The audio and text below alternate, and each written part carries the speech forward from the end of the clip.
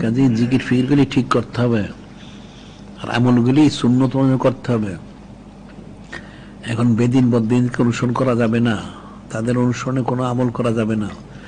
সমস্তগুলি বাদ দিয়ে কোরআন শরীফ সুন্নাহ শরীফ মতো আমল করতে হবে। কারণ চক্ষু কখন বন্ধ হবে এটা কিন্তু ঘোষণা দিয়ে আসবে না। কারো চক্ষু বন্ধ হইতে হলে এটা ঘোষণা দিয়ে আসে না, তার অজান্তেই হয়তো কেউ একটা অসুখ হইলো, একটা কিছু হইলো, সে শুরুতে সে মারা যায়। এটা হাদিস শরীফে বর্ণিত রয়ে গেছে, যখন আল্লাহ পাক মৃত্যুকে সৃষ্টি করলেন, মৃত্যুকে সৃষ্টি করে এখন তাহলে কার দায়িত্বে দিবেন? কারণ মৃত্যুটা কার দায়িত্বে থাকবে? তখন আল্লাহ হযরত মালাকুল মউত আজরাইল ওনাকে বললেন, তাহলে এই মৃত্যুটা আপনার দায়িত্বে, অর্থাৎ মানুষের রূহ কবজ করবেন আপনি। তো হযরত মালাকুল মউত আলাইহিস সালাম বললেন, আল্লাহ পাক, এটা একটা কঠিন বিষয়, আমি তো মানুষের রূহ কবজ করবো ঠিক, কিন্তু সমস্ত মানুষ তো আমাকে নানা রকম দোষারোপ করবে। আমি যে মানুষের রূহ কবজ করবো, মানুষ তো আমাকে দোষারোপ করবে, গালিগালাজ করবে আমাকে, আমি মানুষের রূহ নিয়ে যাই দূর করে, এটা করি সেটা করি, তা আমাকে তো মানুষ দোষারোপ করবে আল্লাহ পাক। তখন আল্লাহ না, দোষারোপ করতে পারবে না, আমি এমন একটা উসিলা সৃষ্টি করে দিব, তারা আপনাকে দোষারোপ করবে না, তারা উসিলার দিকে রুজু হয়ে যাবে। হয়তো একটা অসুখ হয়ে গেল,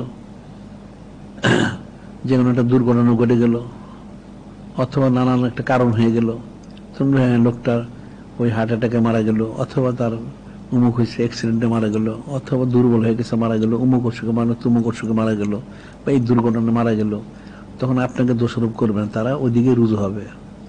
সেটাই একটা উসিলা সৃষ্টি হয়ে যায়, অজান্তে হয়তো ঘুমায় রইল, ঘুমের মধ্যেই সে মারা গেল, কেউ জানবে না।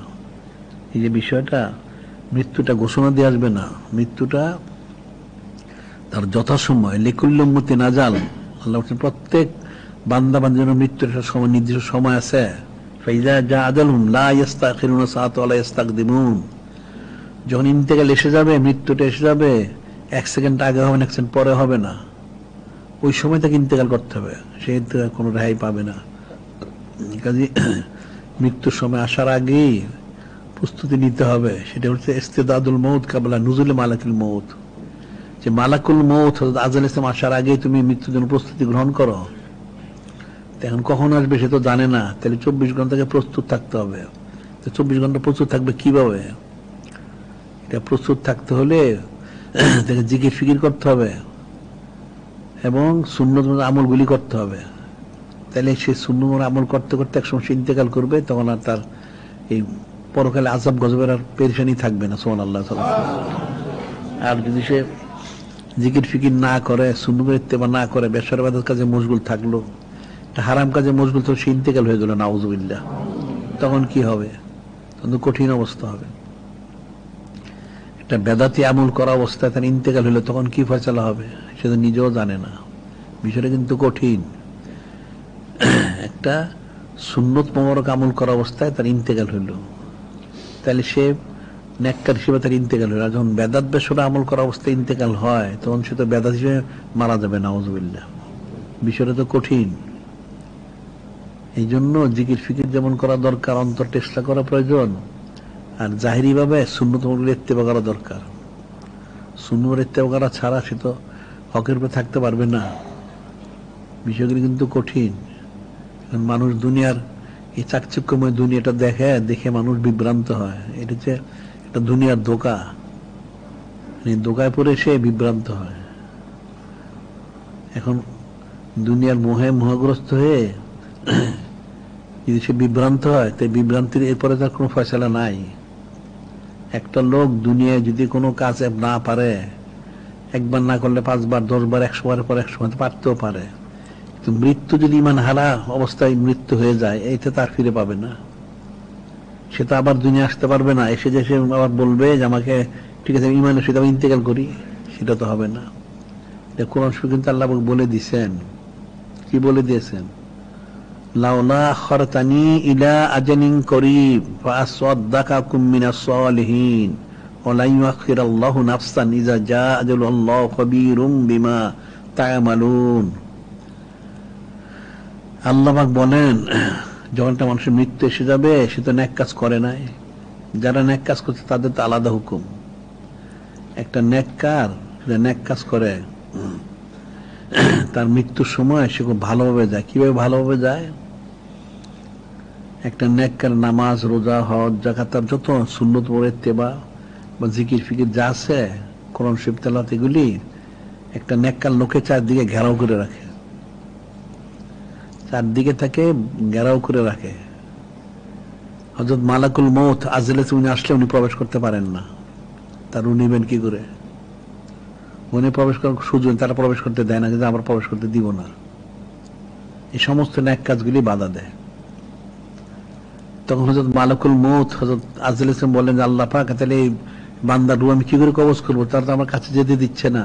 তা আল্লাহ পাক তখন বলেন, আপনি এক কাজ করেন, সে তো আমার মহব্বতের বান্দা, আমার আল্লাহ এই নাম মোবারকটা নুরানি অক্ষরে লিখে একটু দূরে ধরেন, তার চোখ বরাবর সামনে ধরেন, সে মহব্বত আমার কাছে আসবে।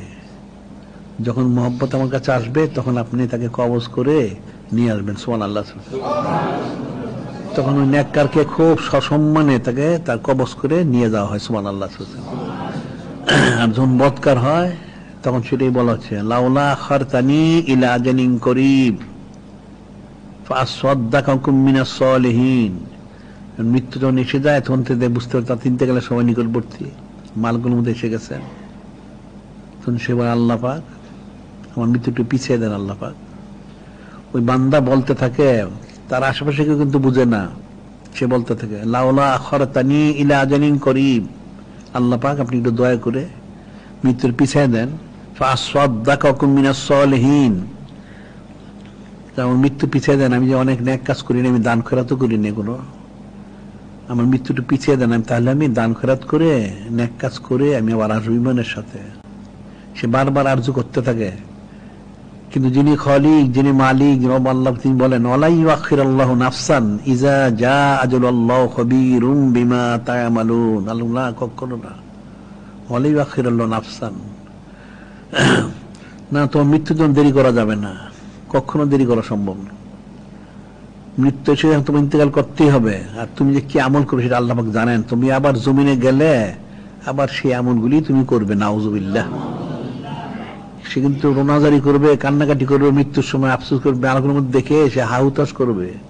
যে অনেকদিন আগে একটা লোক একটা ঘটনা বলছিল আমাকে। ঘটনাটা হইল, সে তার পরিচিত এক বাড়িতে গেছিল, বাড়িতে গেল, তো সেই বাড়ির একটা লোক অসুস্থ, মারা যায়।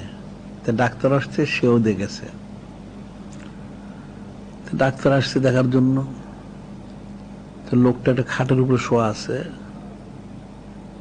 তার খাটটার চারদিকে আবার ইয়ের মতো আছে, বেরি দেওয়া আছে, পালং খাট যেটা বলে। চাই হোক, যখন ডাক্তার দেখতেছে, হঠাৎ লোকটা অনেক বড় বড় চক্ষু করে লাফানো শুরু করলো সেখানে খাটের মধ্যে।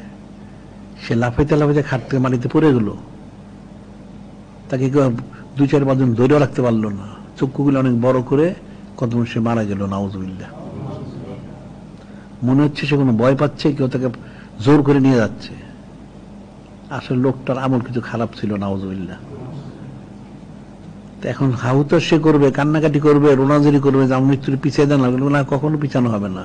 ওয়ালা ইউআখিরুল্লাহু নাফসান ইযা জা আজালুহা আল্লাহু খাবীরুম বিমা তা'মালুন। আল্লাহ পাক তো জানেন তুমি কি আমল করবে, মৃত্যু তো পিছানো হবে না, মৃত্যুকে পিছানো হবে না। তোমাকে এই অবস্থা এখন যেতে, তুমি আমল করো না, এখন তোমাকে জাহান্নামে যেতে হবে। নাউজুবিল্লাহ।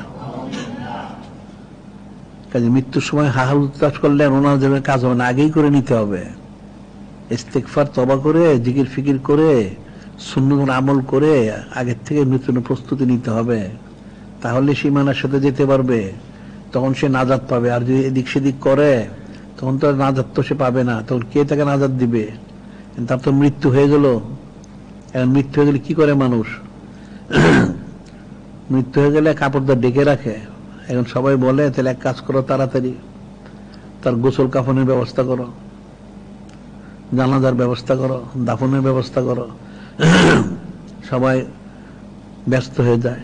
সত্যি সেই লোকটার তাড়াতাড়ি গোসল করায়, গোসল করা থেকে কাফন পরায়, কাফন পরায় জানাজার নামাজ আদায় করে কবরস্থানে নিয়ে যায়, কবর খোঁড়া হয়, তাকে দাফন করা হয়, দাফন করে সবাই চলে আসে।